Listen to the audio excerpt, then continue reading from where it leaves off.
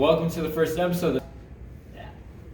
You know what? This is the first podcast, so it is what it is. We'll just run with it. It's all good. Welcome to episode 1 of the podcast for Fresno State Esports. I am Ricky J, but here along with me, we got two fantastic first guests along with me. We have Coach Jacob DragoonZ, along with him, Vince, aka VinceCow. Guys, thanks for joining us on in today. Yeah, thanks, Ricky. Dude, so right when we're recording this podcast, the new episode just came out for Valorant. But actually, before we get into that, why don't you guys talk about yourselves real quick? So, I'm the coach for the Valorant team. My name is Jacob. I started the Valorant club here at Fresno State like last year, I think, last fall now.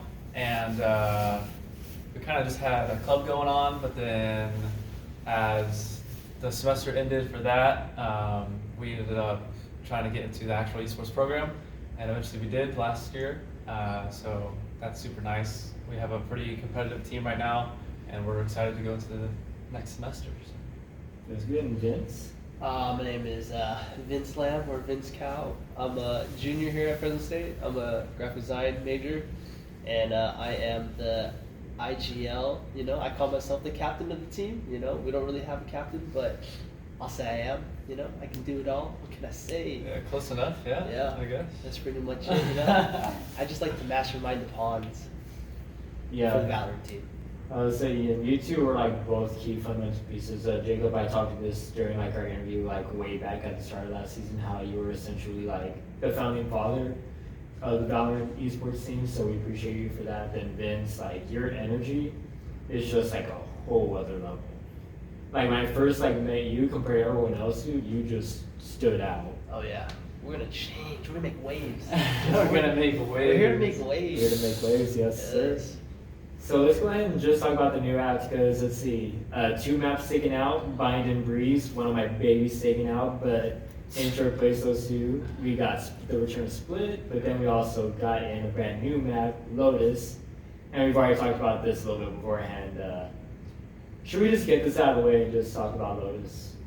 Let's do it. Let's do it. So, your guys' thoughts on Lotus? You go first. It's terrible.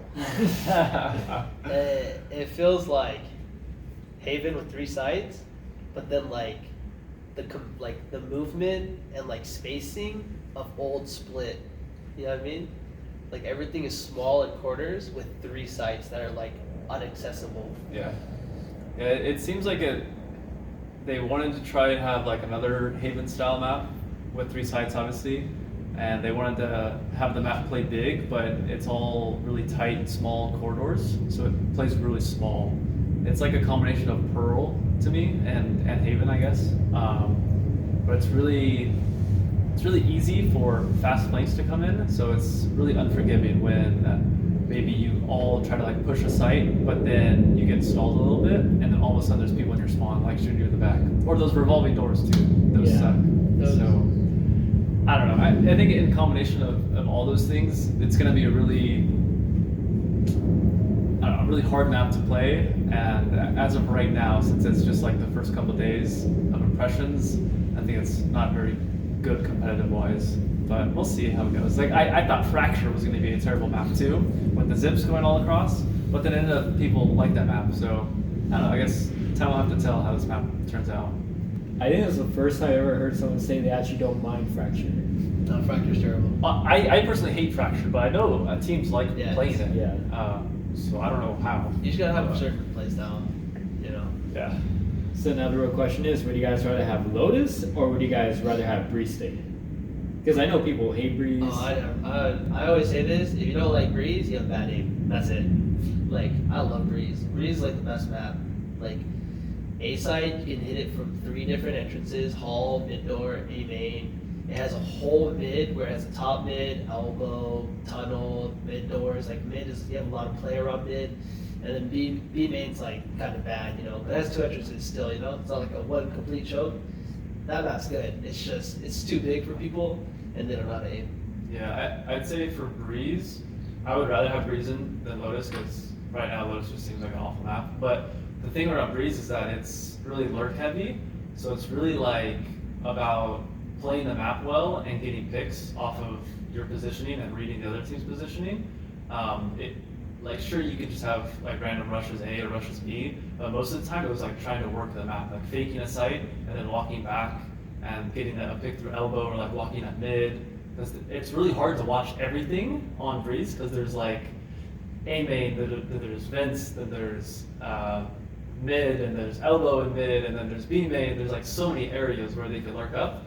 Whereas if you talk about Lotus, it's really just A main, B, and then C main. And like, sure, maybe the doors could be tricky, but when you activate the doors, it literally says it on the map, and it makes a loud noise. So it's like, you can't avoid it. It's the first time playing Lotus, dude, I heard the door sign, went, what the heck is going on? Yeah. And like when you're playing off the map, like we didn't play in the beta, so like you're here like, where's that coming from? You go and the next thing you know, you just got like 3 people coming out of this like half cracked wall. Yeah. And you're just like, oh, that ain't good. Yeah. No, I got a strat. What's a strat? If I ever see a KJ turret, I continuously jiggle it so it keeps on alarming the other team. And that's what I'm doing on Lotus. I'm gonna keep on pressing the door saying, I'm here, I'm here, I'm here, and then the other team's gonna go on the other side, you know?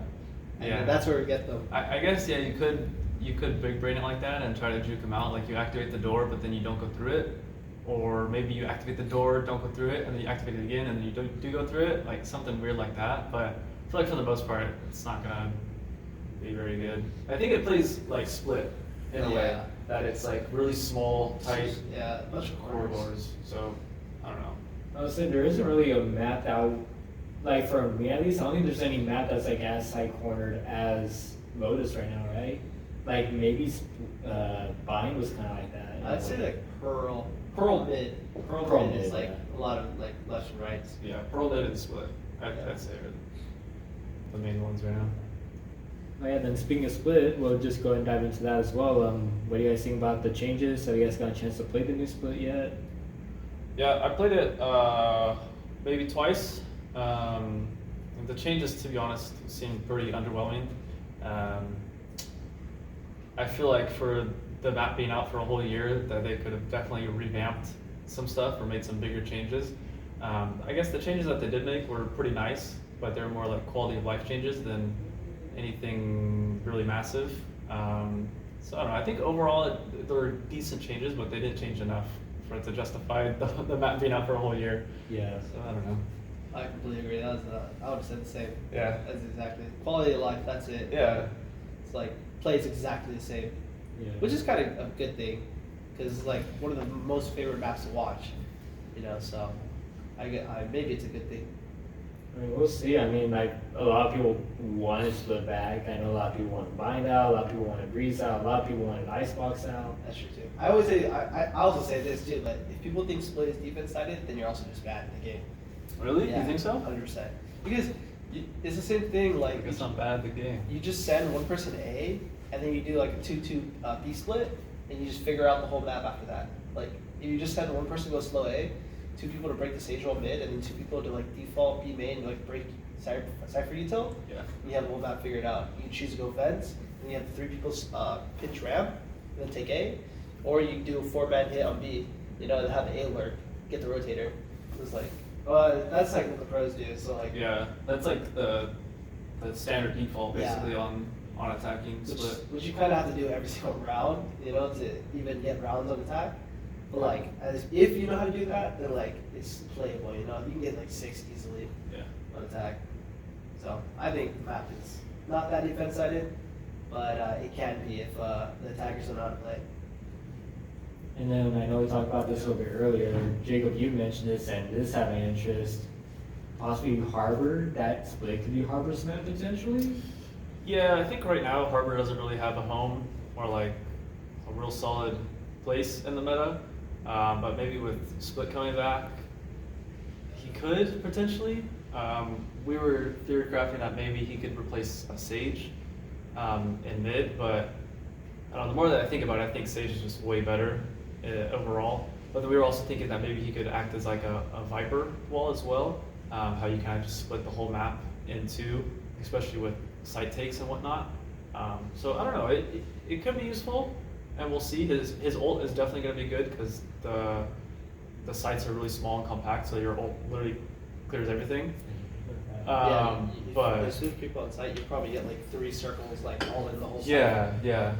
But I mean, I don't know. We'll see how it plays out. I want to see him on split, so maybe we'll try him out. But And then if you guys were to like buff him in a way, because let's be honest, he is a very underwhelming agent. yeah, I think of all the agents we've had, everyone has had some type of nerf to them. I think Harbor is the one exception to where they actually need to buff the agent. and Yoru, I think. And Yoru a little bit. I don't think he ever had a real nerf, did he? I think it was just like the speed of his flash, like how fast he was able to. Oh yeah, he pull did get in. there. The Yeah. pull-out time after his ult. That's right. Yeah. Because I remember he used to instantly just shotgun him. Yeah, shorty. Yeah. I don't know why the pull-out time is faster out of his ult. Like, they actually didn't make sense, but I guess, you know. Yeah, so for Harbor, I think for sure, his orb that you throw, that's like a Viper orb, that is a smoke, but then it also blocks bullets.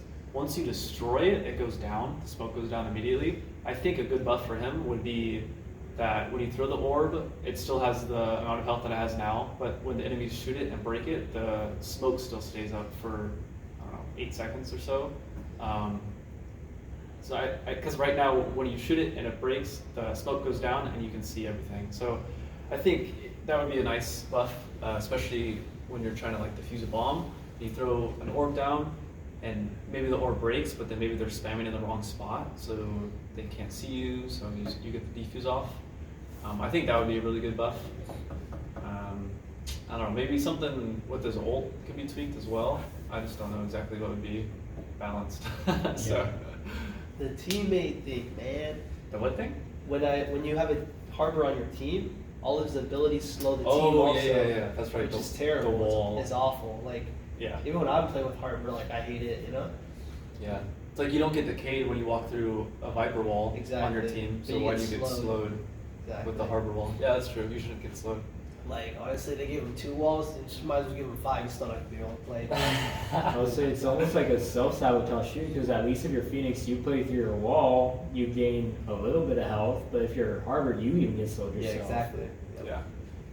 Yeah, that's true. I haven't really played him that much, to be honest, so I'm not sure like the extent or the, I don't know, the most efficient way to play him with his abilities are, but I think overall he's just very underwhelming. So.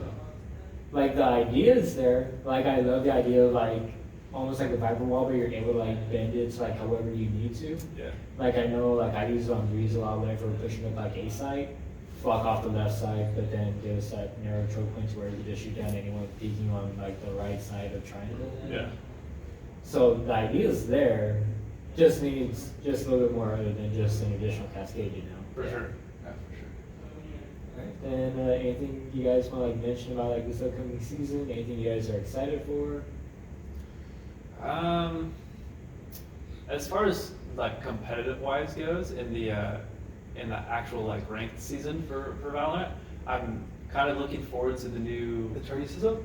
the tourney system Oh. that's supposed to be coming, and then the rank changes for the RR that you get to. Oh, like yeah, you're, yeah. you're saying about how if you lose like 3 to 13, then you won't lose as much RR because the system is based off of how many wins per losses you have in the season now, right? It's just, it just depends on if you win or lose. Yeah. Yeah. It's not just like how bad you lose or how much you win by.